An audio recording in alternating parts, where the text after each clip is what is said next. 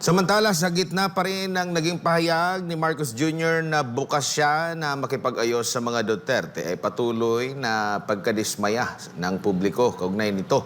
Ayon sa isang political commentator, hindi lang ang mga Duterte ang iniinsulto ni Marcos Jr. sa sinabi niyang ito, kundi lalo na ang milyon-milyong mga taga-suporta ng pamilya Duterte. Narito ang balita ni Jane Codnita.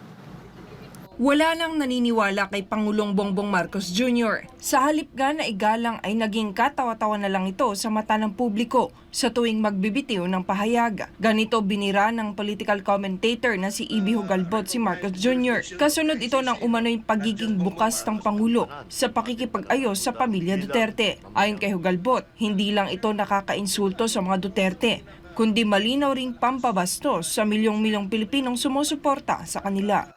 Nakakatawa to, no? Mga kababayan, Jade and Admar. Kasi nga, sino ba naman ang siraulo na makikipagbati sa isang tao na wala nang ginawa kundi i-persecute ang iyong pamilya, ang iyong mga kaalyado, lalong-lalo na yung tatay mo ay pinakidnap at nandun ngayon nga nakakulong sa isang foreign court or foreign detention facility being tried, no? Well, not in fact tried yet, no? By a foreign entity.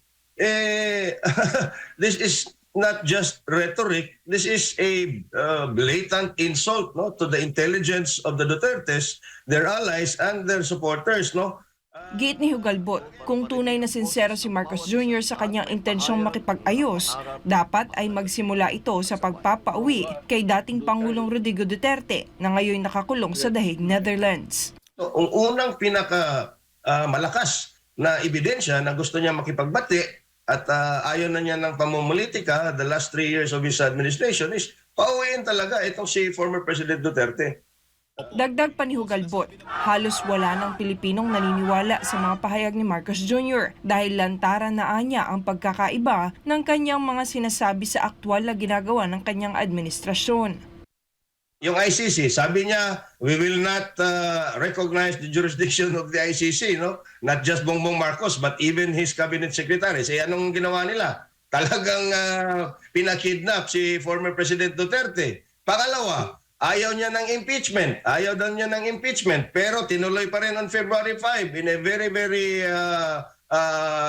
surprising circumstance, no? Noong February 5. Sino yung unang pumirma sa impeachment complaint ni VP Sara Duterte? Di ba ang anak ni Bongbong Marcos na si Representative Sandro Marcos? So, talagang wala nang maniniwala ng mga sinasabi nitong si Bongbong Marcos. Giit ni Hugalbot, kung nais ni Marcos Jr. na muling pagkatiwalaan ng publiko, dapat ay magsimula ito sa mga konkretong aksyon at hindi sa paulit-ulit na pahayag na taliwas naman sa kanyang ginagawa.